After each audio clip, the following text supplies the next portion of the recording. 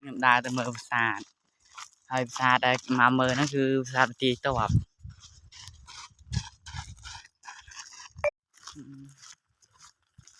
មកបានក្របទេថ្ងៃហ្នឹងហ៎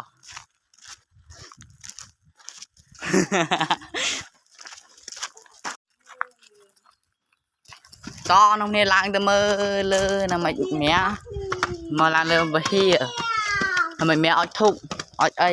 ចូលចៃចូលអីដល់បជើង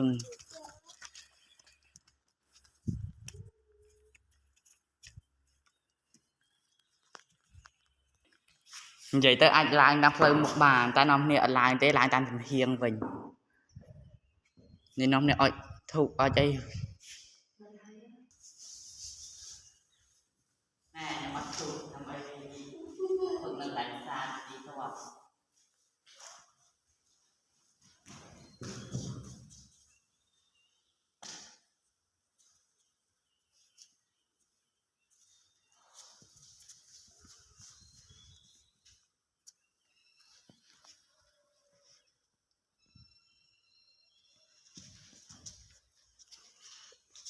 ថ្ងៃនេះគឺដាក់កម្មណា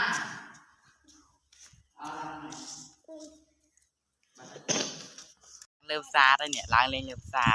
នេះអ្នកអត់ខំគង់សន្យាព្រោះក្មេងៗឡើងមកខាច់ធ្លាក់អីចឹង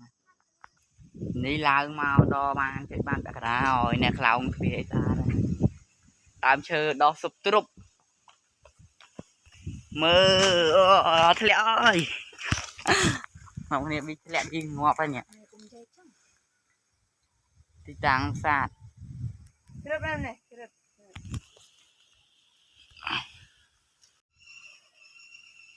សលេងធម្មជាតិសលេងអីប្រាសាទនៅលើកំពូលប្រាសាទនិយាយទៅឡើងវល់ឡើងអីចឹងទៅហើយនៅកន្លែងខ្ញុំទៅសំពះបាញ់ចាំមកខ្ញុំក៏ចុះទៅវិញ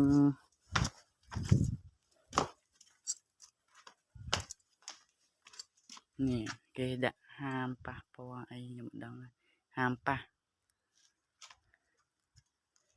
នេះជាកន្លែងគេអត់ធុកអត់អី